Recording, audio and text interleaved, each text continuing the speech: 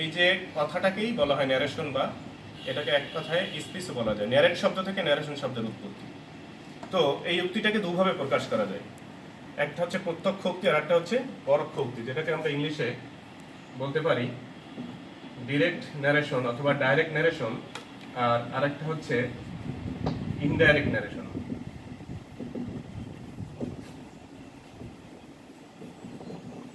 একটা হচ্ছে ডিরেক্ট মানে প্রত্যক্ষ উক্তি বা ডাইরেক্ট ন্যারেশন, আর একটা হচ্ছে ইনডাইরেক্ট ন্যারেশন বা পরোক্ষ উক্তি। তো আমাদের যেটা ন্যারেশনে করতে হয় সেটা হচ্ছে ডাইরেক্ট থেকে কিভাবে আমরা ইনডাইরেক্টে যাব সেটাকে করতে হয়। তো ডাইরেক্ট ন্যারেশন আমরা কিভাবে বুঝবো?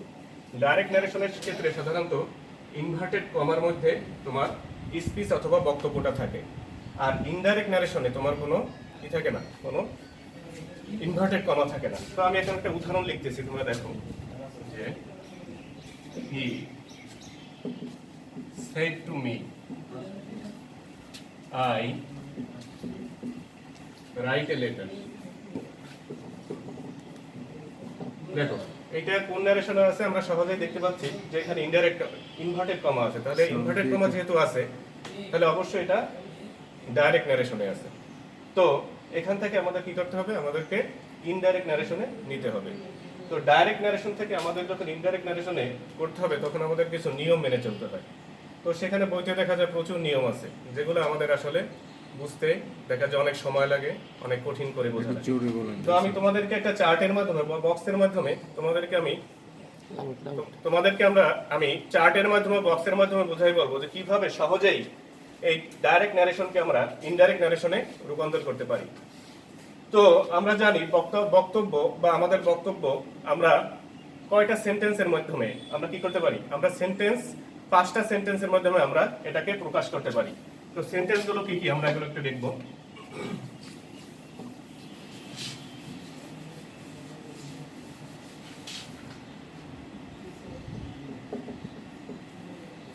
সেন্টেন্সগুলো এক নম্বর হচ্ছে অ্যাসার্টিভ সেন্টেন্স, 2 নম্বরে হচ্ছে ইন্টারোগেটিভ সেন্টেন্স, 3 নম্বর হচ্ছে ইম্পারেটিভ সেন্টেন্স, 4 নম্বরে হচ্ছে অপটেটিভ সেন্টেন্স, আর 5 নম্বরে হচ্ছে এক্সক্লামেটরি সেন্টেন্স। তো আমরা বক্তার বক্তব্য যে ডাইরেক্ট ন্যারেশনে থাকে সেটা কয়টা সেন্টেন্সে থাকে? 5টা সেন্টেন্সে থাকে। একটা থাকে অ্যাসার্টিভ সেন্টেন্সে, একটা থাকে ইন্টারোগেটিভ সেন্টেন্সে, একটা থাকে ইম্পারেটিভ সেন্টেন্সে, একটা থাকতে পারে অপটেটিভ সেন্টেন্সে, অথবা একটা থাকতে পারে এক্সক্লামেটরি সেন্টেন্সে। এখন আমরা ডাইরেক্ট ন্যারেশনে যে ইনভার্টেড কমার মধ্যে যে স্পিচটুকু বা বক্তব্যটুকু কোন সেন্টেন্সে আছে এটা আমরা কিভাবে বুঝবো? এটা তো আমাদের বুঝতে হবে, না হলে আমাদের ইনডাইরেক্ট করা যাবে না। তো এটা বোঝার জন্য আমাদের কিছু সিম্বল আছে বা চেনার উপায় আছে, চেনার উপায় রয়েছে। তো আমরা জানি অ্যাসার্টিভ সেন্টেন্স একটু পরে বলি। ইন্টারোগেটিভ সেন্টেন্সে আমরা জানি স্পিচের পরে বা বক্তব্যের পরে কি থাকে? নোট অফ ইন্টারোগেশন থাকে বা প্রশ্নবোধক চিহ্ন থাকে। এরপরে আমরা জানি ইম্পারেটিভ সেন্টেন্সে তোমার কি থাকে? ইম্পারেটিভ সেন্টেন্সে তোমার থাকে সাধারণত টু অথবা নট টু, টু অথবা না নট, এটা থাকে তোমার ভার্ব দিয়ে শুরু হয় আর কি। চেনার উপর হচ্ছে ভার্ব থাকে। তো আমরা যখন ইম্পারেটিভ সেন্টেন্স লিখবো মানে ইনভার্টেড কমার মধ্যে ইম্পারেটিভ সেন্টেন্স থাকবে তখন শুরুতেই ভার্ব থাকবে, শুরুতে তখন কোনো সাবজেক্ট থাকবে না, শুরুতে শুরু হবে ভার্বটা দিয়ে আর কি। এরপর অপটেটিভ সেন্টেন্সটা সাধারণত শুরু হয় মে দিয়া, অর্থাৎ আমরা যখন কোনো প্রার্থনা করি অথবা আমরা যখন কোনো উইশ করি বা ইচ্ছা পোষণ করি তখন আমরা সাধারণত কি দিয়ে শুরু করি? মে দিয়ে শুরু করি। তো আমরা যদি কোনো সেন্টেন্স অর্থাৎ ইনভার্টেড কমার মধ্যে যে সেন্টেন্সটুকু আছে ওটা যদি মে দিয়ে শুরু হয় তাহলে আমরা বুঝবো এটা কোন সেন্টেন্সে আছে? অপটেটিভ সেন্টেন্সে। যদি ভার্ব দিয়ে শুরু হয় তাহলে আমরা বুঝবো এটা ইম্পারেটিভ সেন্টেন্সে। যদি আমাদের নোট অফ ইন্টারোগেশন বা তোমার প্রশ্নবোধক চিহ্ন দিয়ে শুরু হয় তাহলে মনে করবো এটা আমাদের ইন্টারোগেটিভ সেন্টেন্সে আছে। আর যদি তোমার নোট অফ এক্সক্লামেশন থাকে বা বিস্ময়বোধক চিহ্ন থাকে তাহলে আমরা বুঝতে পারবো এটা এক্সক্লামেটরি সেন্টেন্সে আছে আর কি। এবং এইগুলো বাদে যেটা থাকবে ওটাই হচ্ছে তোমার অ্যাসার্টিভ সেন্টেন্স। তাহলে যেখানে কোনো প্রশ্নবোধক চিহ্ন থাকবে না, যে সেন্টেন্সে ভার্ব দিয়ে শুরু হবে না, যে সেন্টেন্স মে দিয়ে শুরু হবে না, অথবা যে সেন্টেন্সে কোনো বিস্ময়বোধক চিহ্ন থাকবে না, সেই সেন্টেন্সটাই হচ্ছে তোমার অ্যাসার্টিভ সেন্টেন্স। তাহলে আমরা সেন্টেন্স দেখে এখন বুঝতে পারবো যে আমরা কোনটা কোন সেন্টেন্সে হবে, এবং যে মানে আমাদের এই 5টা সেন্টেন্সের মধ্যেই আমাদের ডাইরেক্ট থেকে আমাদের কি করতে হবে, ইনডাইরেক্ট করতে হবে। তো দেখা গেছে অ্যাসার্টিভ সেন্টেন্সকে একরকম ভাবে করতে হবে, ইন্টারোগেটিভকে একরকম ভাবে করতে হবে, তারপরে ইম্পারেটিভকে একভাবে করতে হবে, অবজেক্টিভকে একভাবে করতে হবে, এবং এক্সক্লামেটরিকে আমাকে একভাবে করতে হবে। এখন আমরা একটা উদাহরণ লিখছিলাম, উদাহরণটা আমরা আবার একটু দেখি, তাহলে বুঝতে তোমাদের সুবিধা হবে। যেমন he said to me I write a letter. আমি একটা সহজ উদাহরণ দিয়ে তোমাদের প্রথমে বোঝাচ্ছি। I write a letter. তাহলে দেখো এখানে আমাদের দুইটা পার্ট আছে। এখানে দেখো ইনভার্টেড কমার আগে একটা পার্ট, আবার ইনভার্টেড কমার পরে একটা পার্ট। এখন এই দুইটা পার্টের দুইটা নাম আছে। এই অংশটার যে ভার্বটা, ঠিক আছে, এই ভার্বটার নাম হচ্ছে রিপোর্টিং ভার্ব। Reporting verb. আর এই যে পুরো অংশটুকু, যে অংশটুকুকে আমি ডাইরেক্ট ন্যারেশন বলতেছি, মানে যে অংশটুকু আমার কথা বা বক্তব্য বক্তার, এই অংশটুকু বলা হয় রিপোর্টেড স্পিচ। Reported speech. তাহলে এখানে আমাদের কয়টা অংশ? দুইটা অংশ। আর প্রথমেই আমার এই দিকে খেয়াল রাখতে হবে, ডাইরেক্ট থেকে যখন আমি ইনডাইরেক্টে করব তখন এই আমার রিপোর্টেড স্পিচটা কোন সেন্টেন্সে আছে। তো আমরা দেখছি আগেই, আমরা এটা মানে সিম্বলটা বা চেনার উপায়টা দেখছি, যে এখানে যদি আমার কি দ্বারা প্রশ্নবোধক থাকতো তাহলে এটা মনে করতাম ইন্টারোগেটিভ। যদি তোমার ভার্ব দিয়ে শুরু হতো, এখানে সাবজেক্ট না থেকে ভার্ব দিয়ে শুরু হতো, তাহলে আমার মনে করতাম এটা ইম্পারেটিভ। যদি আমাদের মে দিয়ে শুরু হতো তাহলে আমরা এটা মনে করতাম অবজেক্টিভ। এবং যদি আমাদের বিস্ময়বোধক প্রথমে থাকুক অথবা শেষে থাকুক, কোনো বিস্ময়বোধক শব্দ অথবা সেন্টেন্সের পরে থাকুক, তাহলে আমরা মনে করতাম এটা এক্সক্লামেটরি। তো তোমরা দেখতে পাচ্ছ এখানে কি এরকম কিছু আছে? কোনো প্রশ্নবোধক আছে শেষে? নাই। ভার্ব দিয়ে শুরু আছে? নাই। তারপর মে দিয়ে শুরু আছে? তাও নাই। এছাড়া বিস্ময়বোধক চিহ্ন এখানে নাই। তাহলে যেহেতু আমাদের এগুলোর একটাও নাই, তাহলে আমরা এটা কনফার্ম যে এটা আমাদের কোন সেন্টেন্স? এটা আছে আমাদের অ্যাসার্টিভ সেন্টেন্স।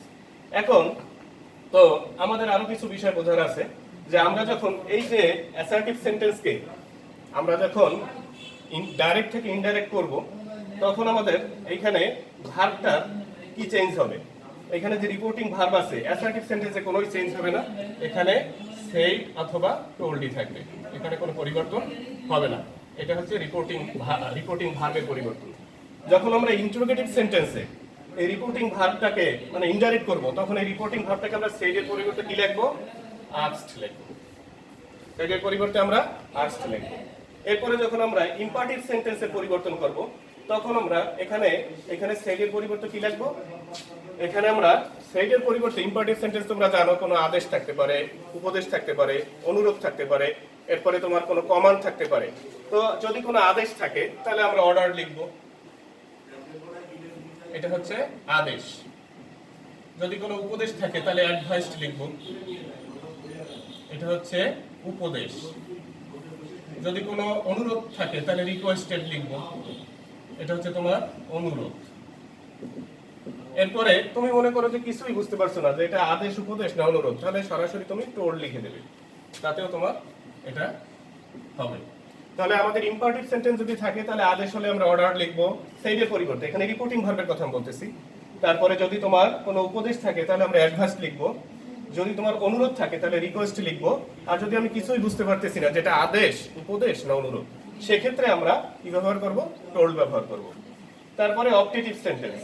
অবজেক্টিভ সেন্টেন্সে তোমার সেখানে অবজেক্টিভ সেন্টেন্সটা কি দিয়ে চেনার উপায় হচ্ছে, কি দিয়ে শুরু হচ্ছে? মে দিয়ে শুরু হচ্ছে। আর তোমার এখানে কি বসবে? এখানে তোমার সেইডের পরিবর্তে কি বসবে? প্রেইড অথবা উইশড। এখানে যেহেতু আমাদের আমরা প্রার্থনা করতেছি অথবা কোনো ইচ্ছা পোষণ করতেছি, আশা পোষণ করতেছি, তাহলে প্রার্থনা করলে প্রেইড অথবা উইশড, আশা পোষণ করা। আর এক্সক্লামেটরি সেন্টেন্সে বা বিস্ময়বোধক যে সেন্টেন্সটা থাকবে, যদি থাকে ওখানে, তাহলে সেক্ষেত্রে আমরা রিপোর্টিং ভার্বের ক্ষেত্রে যদি আমাদের উল্লাস প্রকাশ পায় বা কোনো সুখের সংবাদ হয়, তাহলে exclaimed with joy, exclaimed with joy। আর যদি দুঃখ প্রকাশ পায় তাহলে হচ্ছে exclaimed with sorrow, exclaimed with sorrow। আর যদি বিস্ময় প্রকাশ পায় exclaimed with wonder, exclaimed with wonder। আমি আবারও বলি যে আমাদের এখানে এই স্পিচটা যদি বিস্ময়বোধক থাকতো, সেটা আমি পরে দেখাবো, সবকটা সেন্টেন্স আমি করে দেখাবো তোমাদের। তো যদি এখানে এক্সক্লামেটরি সেন্টেন্স থাকতো তাহলে এখানে ভার্বটা, রিপোর্টিং ভার্বটার ক্ষেত্রে যদি আনন্দ প্রকাশ পাইতো এখানে, তাহলে সেখানে আমরা এক্সক্লেমড উইথ জয় লিখতাম। যদি দুঃখ প্রকাশ পাইতো তাহলে এক্সক্লেমড উইথ সরো লিখতাম। আর যদি বিস্ময় প্রকাশ পাইতো তাহলে আমরা এক্সক্লেমড উইথ ওয়ান্ডার লিখতাম। তাহলে আমরা এই যে জিনিসটা মানে আমরা যখন ইনডাইরেক্ট করব রিপোর্টিং ভার্বটা কি পরিবর্তন হবে কোন সেন্টেন্সে, এটা আমরা বুঝতে পারলাম। এখন আমাদের এইখানে যে ইনভার্টেড কমাটা আছে, ঠিক আছে, ডাইরেক্টে যে ইনভার্টেড কমাটা আছে ওটা যখন আমরা ইনডাইরেক্ট করব তখন আমাদের ওখানে ইনভার্টেড কমা থাকবে না। এখন ইনভার্টেড কমা কি এমনি এমনিতে উঠিয়ে দেওয়া যাবে? না, ইনভার্টেড কমা এমনি এমনিতে উঠিয়ে দেওয়া যাবে না। এখানে আমাদের তার পরিবর্তে কোনো একটা শব্দ ওয়ার্ড বসাতে হবে। এখন আমরা অ্যাসার্টিভ সেন্টেন্সের ক্ষেত্রে ইনভার্টেড কমার পরিবর্তে কি লিখব? অ্যাসার্টিভ সেন্টেন্সের ক্ষেত্রে আমরা ইনভার্টেড কমার পরিবর্তে দ্যাট লিখব।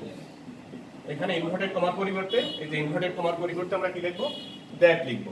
তারপর ইন্টারোগেটিভ সেন্টেন্সে আমরা ইনভার্টেড কমার পরিবর্তে ইফ, ওয়েদার অথবা ডব্লিউএস ওয়ার্ড লিখব। ডব্লিউএস ওয়ার্ড, এটা আমি পরে বোঝাচ্ছি। এরপরে ইম্পারেটিভ সেন্টেন্সে আমরা টু লিখব অথবা নট টু লিখব। কিসের পরিবর্তে? ইনভার্টেড কমার পরিবর্তে টু লিখব অথবা নট টু। যদি নেগেটিভ হয় নট টু আর অ্যাফার্মেটিভ হলে টু। আর অপটেটিভ সেন্টেন্সেও দ্যাট এবং এক্সক্লেমেটিভ সেন্টেন্সেও ইনভার্টেড কমার পরিবর্তে দ্যাট বলবে। তাহলে আমরা দেখলাম একসাথে আমরা পাঁচটা সেন্টেন্স এটা মানে বুঝতে পারতেছি যে এই শুধুমাত্র আমি ইনভার্টেড কমার কথা বলতেছি আর কি। যে অ্যাসার্টিভ সেন্টেন্স যখন আমরা লিখব তখন ইনভার্টেড কমার পরিবর্তে দ্যাট বসলো। যখন আমরা এখানে প্রশ্নবোধক থাকবে তখন আমি দেখাবো উদাহরণ সহকারে, যখন প্রশ্নবোধক থাকবে তখন আমার হয় ইফ হবে নতুবা ডব্লিউএস ওয়ার্ড হবে। অথবা এরপরে যখন আমরা ইম্পারেটিভ সেন্টেন্স করব তখন আমাদের টু হবে অথবা নট টু হবে এই ইনভার্টেড কমার পরিবর্তে। এরপরে যখন আমরা অপটেটিভ করব তখন আমাদের দ্যাট হবে ইনভার্টেড কমার পরিবর্তে। আর যখন আমরা এক্সক্লামেটরি করব তখন আমাদের এখানে দ্যাট হবে। তাহলে এটা গেল আমাদের ইনভার্টেড কমার পরিবর্তে। এরপরে আমরা আসি যখন আমাদের এইখানে দেখো এখানে একটা ভার্ব আছে বাইরে, ইনভার্টেড কমার বাইরে একটা ভার্ব আছে। এটা তো আমাদের রিপোর্টিং ভার্ব, এটা আমরা আগেই বলছি, এটার নাম হচ্ছে রিপোর্টিং ভার্ব। আর যখন আমরা এর ভিতরে স্পিচটা পড়বো, দেখো স্পিচটার মধ্যে একটা ভার্ব আছে। এখানে আমি যেটা লিখছি আই রাইট এ লেটার, আমি একটি চিঠি লিখি, তখন এখানে আমাদের এইখানে রাইটটা কি? রাইটটা হচ্ছে তোমার ভার্ব, ঠিক আছে? তো এটা রাইট হচ্ছে ভার্ব। এই ভার্বেরও তোমার পরিবর্তন আছে। যখন আমি ডাইরেক্ট থেকে ইনডাইরেক্ট করব তখন ভার্বের পরিবর্তনটা কি হবে সেটা আমরা একটু দেখি। এটা হচ্ছে তোমার রিপোর্টেড স্পিচের ভার্বের পরিবর্তন, অর্থাৎ এই ভার্বটার পরিবর্তন। এখানে যে ভার্বই থাকুক না কেন সেটা আমাদের এই সেন্টেন্স অনুযায়ী কি কি পরিবর্তন হবে যখন আমরা সেটা আমরা একটু দেখব। তো আমরা এখন একটু মানে আগে অক্সিলারি ভার্বের যেগুলো আছে সেটা কি পরিবর্তন সেটা দেখি। যদি am is অথবা are থাকে, এখানে যদি am is অথবা are থাকতো তাহলে কি হবে? was অথবা were, was অথবা were হবে। যদি তোমার have ভার্বে থাকে have অথবা has তখন সেখানে কি হবে? had হবে ইনডাইরেক্ট করার সময়। যদি ডাইরেক্টে am is are থাকে তাহলে was অথবা were। যদি তোমার have অথবা has থাকে তাহলে হবে had। যদি ডাইরেক্টে তোমার may থাকে তাহলে ইনডাইরেক্ট হবে মাইট। ক্যান থাকলে হবে কুড। শ্যাল অথবা উইল যদি থাকে তাহলে হবে উড। অর্থাৎ ডাইরেক্টে যদি মে থাকে তাহলে ইনডাইরেক্ট হবে মাইট। ডাইরেক্টে যদি ক্যান থাকে তাহলে ইনডাইরেক্ট হবে কুড। ডাইরেক্টে যদি শ্যাল অথবা উইল থাকে তাহলে ইনডাইরেক্ট হবে উড। ডাইরেক্টে যদি তোমার মাস্ট থাকে তাহলে ইনডাইরেক্ট হবে হ্যাড টু। এবং যেটা আমাদের সবসময় মানে বেশি প্রয়োজন সেটা হচ্ছে যদি আমাদের V1 থাকে তাহলে হবে V2। তাহলে V1টা কি? এটা হচ্ছে প্রেজেন্ট ফর্ম আর V2 হচ্ছে পাস্ট ফর্ম, ঠিক আছে? আর যদি V2 থাকে মানে প্রথমে পাস্ট ফর্ম থাকে তাহলে তোমার হবে হ্যাড প্লাস V3, অর্থাৎ হ্যাড এবং ভার্বের পাস্ট পার্টিসিপল। ভার্বের পাস্ট পার্টিসিপল এটা তোমরা বুঝো না, আমি আবার একটু বোঝাচ্ছি। V1টা হচ্ছে এতক্ষণ তো আমরা এই অক্সিলারি ভার্বের কথা বললাম। এখন V1টা হচ্ছে এই যে মূল ভার্ব যেটা আর কি তোমার রাইট আছে। তো এইটা হচ্ছে তোমার যদি প্রেজেন্ট টেন্সে থাকে, আমরা দেখতে পাচ্ছি এটা রাইটটা কোন টেন্সে আছে? প্রেজেন্ট ফর্মে আছে। তো প্রেজেন্ট ফর্মে থাকলে আবার V2 হবে, অর্থাৎ কি পাস্ট ফর্মে হবে। তাহলে পাস্ট ফর্মে আবার এখানে কি হবে? রোট হবে। তো আর যদি আমাদের এখানে V2 থাকে অর্থাৎ এখানে যদি রোট থাকতো তাহলে আমাদের হতো V3 এবং তার আগে একটা হ্যাড হইতো। V3 হচ্ছে ভার্বের পাস্ট পার্টিসিপল এবং তার আগে একটা হ্যাড হইতো। তাহলে এখানে কি হইতো?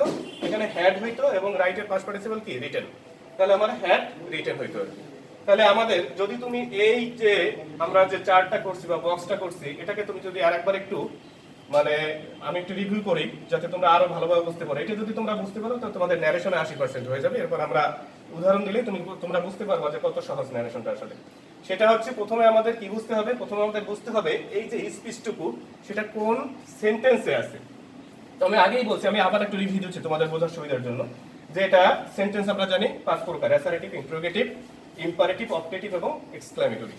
এখন তুমি দেখবা প্রথমে এই দিকে তাকাবা যে এখানে কোন সেন্টেন্সে আছে, তো সেটা চেনার উপায় কি? যদি আমাদের ইন্টারোগেটিভ হয় তাহলে আমাদের এখানে প্রশ্নবোধক থাকবে, ঠিক আছে? তো এখানে যদি তোমার ভার্ব দিয়ে শুরু হয়, মনে করো এখানে সাবজেক্ট থাকবে না, ভার্ব দিয়ে শুরু হচ্ছে, তাহলে আমাদের এখানে কি দিয়ে শুরু হবে? তাহলে এটা কি কোন সেন্টেন্স হবে? Imperative sentence. এখানে যদি মে দিয়ে শুরু হয় তোমার, তাহলে এটা বুঝতে হবে এটা অবজেক্টিভ সেন্টেন্স। এখানে যদি তোমার বিস্ময়বোধক চিহ্ন থাকে, নোট অফ এক্সক্লামেশন থাকে, তাহলে তোমার বুঝতে হবে ওটা এক্সক্লামেটরি। আর এগুলো যদি কোনোটাই না থাকে, কোনো সাইন সিম্বল এগুলো যদি না থাকে, তাহলে এটা মনে করতে হবে এটা অ্যাসার্টিভ সেন্টেন্সে আছে।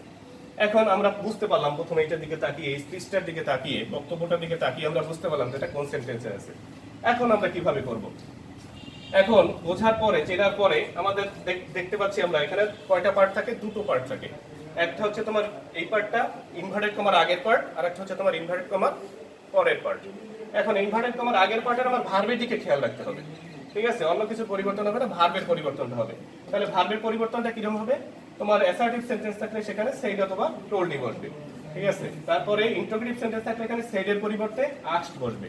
এরপরে যদি ইম্পারেটিভ সেন্টেন্স থাকে সেখানে তোমার কি বসবে? অনুরোধ থাকলে রিকোয়েস্টেড, যদি তোমার অ্যাডভাইস উপদেশ থাকে তাহলে অ্যাডভাইসড, যদি তোমার আদেশ থাকে তাহলে অর্ডার, আর যদি কোনো কিছু তুমি না বোঝো তাহলে তুমি ওখানে টোল্ড লিখে দেবা।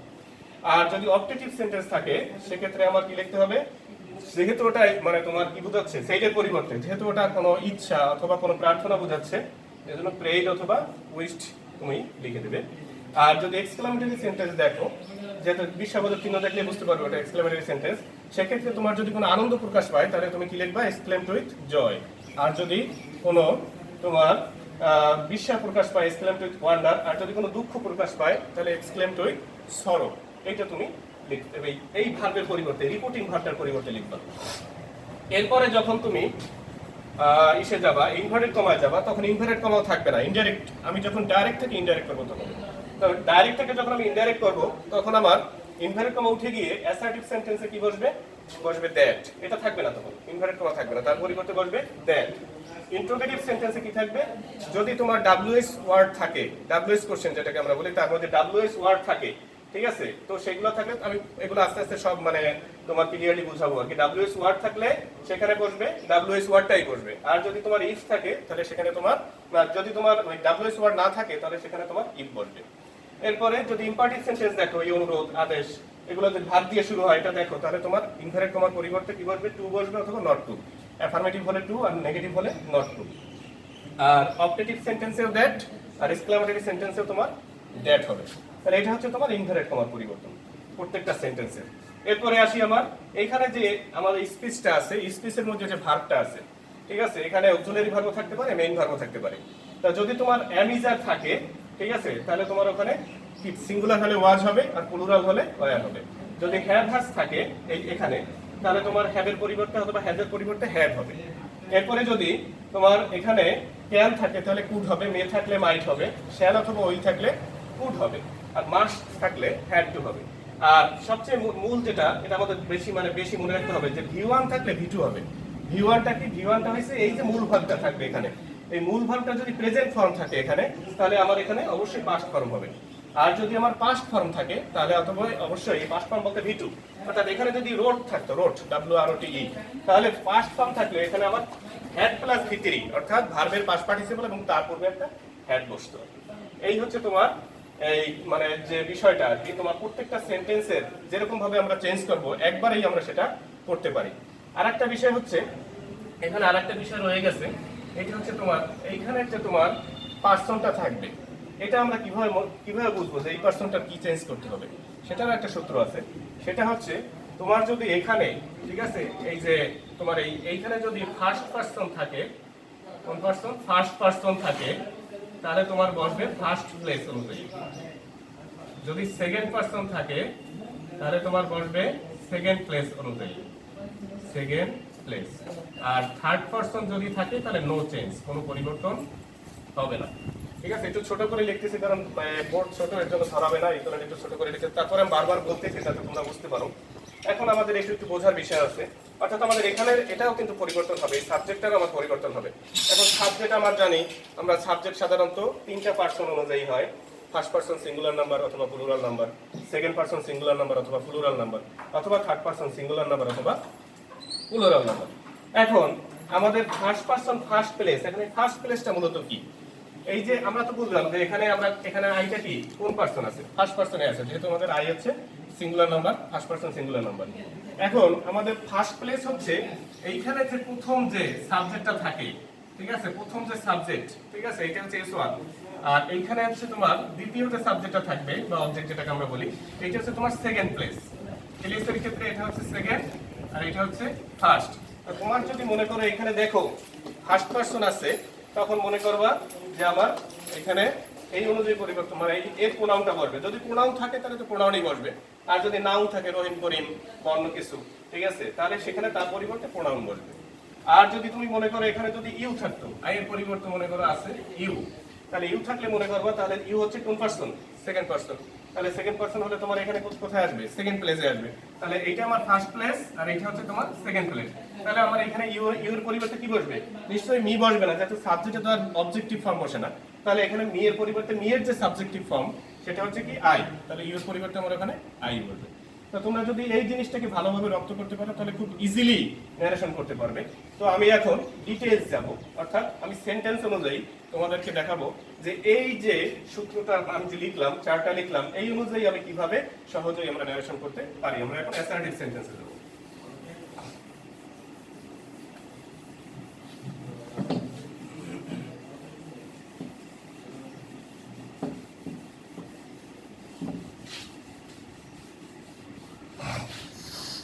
দেখো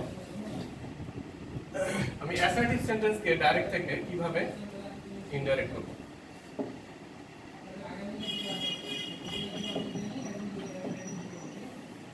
এখন আমি প্রথমে একটা ডাইরেক্ট একটা যে কোনো একটা ওই আমি যে উদাহরণটা দিছি ওইটা দিয়েই লিখি, অথবা রহিম সেড টু মি, একটা নাম দিয়ে দিই, রহিম সেড টু মি, ওই উদাহরণটাই দিচ্ছি তোমাদের বোঝার সুবিধার জন্য। I write a letter, I write a letter. এখন আমার এটা কিসে আছে? ডাইরেক্টে আছে।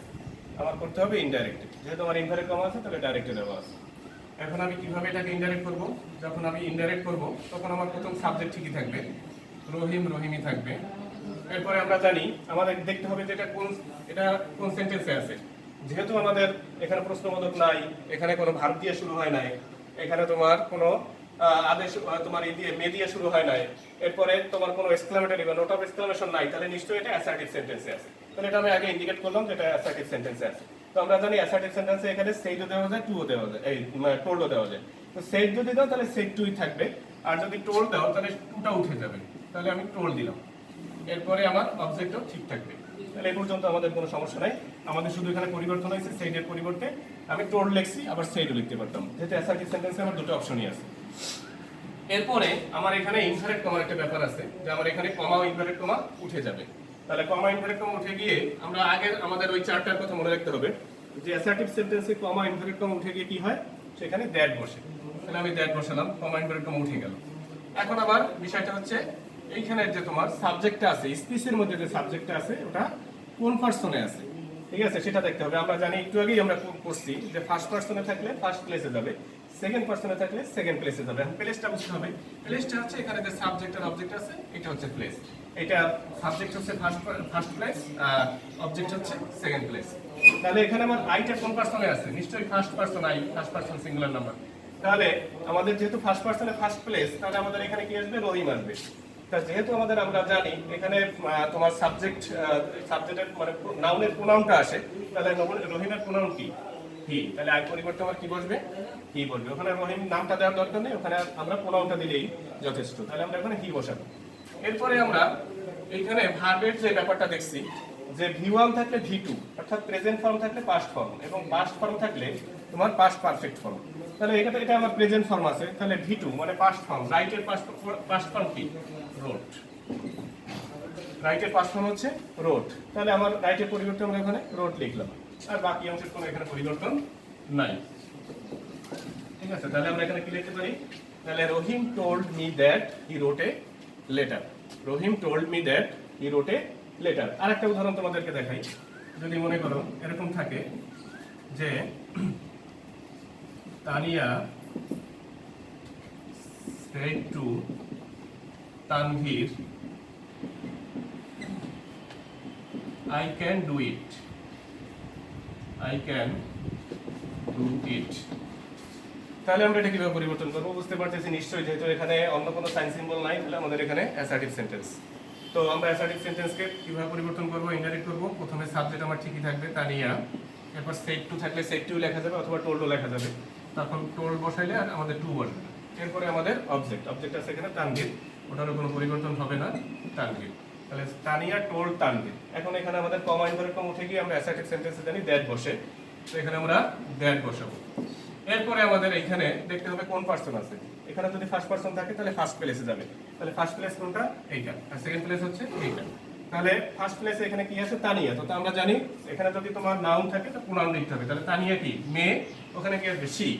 এরপরে আমরা শিখছি যে যদি আমাদের ভার্ব, এখানে তোমার স্পিচের যে ভার্বটা আছে সেখানে যদি ক্যান থাকে তাহলে কুড হয়, তাহলে আমরা এখানে ক্যানের পরিবর্তে কুড বসাবো, ঠিক আছে। আর ক্যান কুড মানে মডেল অক্সিলারির পরে বা অক্সিলারির পরে তোমার এগুলোর পরে ভার্বের মেইন ভার্বের কোনো পরিবর্তন হয় না আর কি, তাহলে এখানে ডু আছে ডুই থাকবে, আর ইটের কোনো পরিবর্তন হবে না। তাহলে কি হবে এখানে, Tania told Tanvir that she could do it. তাহলে আমরা এভাবে অ্যাসার্টিভ সেন্টেন্সকে আমরা যে নিয়ম দেখালাম, যে এখানে যদি তোমার মনে করো উই থাকতো তাহলে ওখানে কি হইতো, উড হইতো। মে থাকলে এখানে কি হইতো, মাইট হইতো, ঠিক আছে। মাস থাকলে ওখানে হ্যাড হইতো। তাহলে এভাবে আমরা অ্যাসার্টিভ সেন্টেন্সকে ডাইরেক্ট থেকে ইনডাইরেক্টে করতে পারি, এবং বাকি যে নিয়মগুলো আমি দেখাইছি ওটা আগামী দিন আমি ইনশাল্লাহ এটাকে আলোচনা করবো। ধন্যবাদ সকলকে।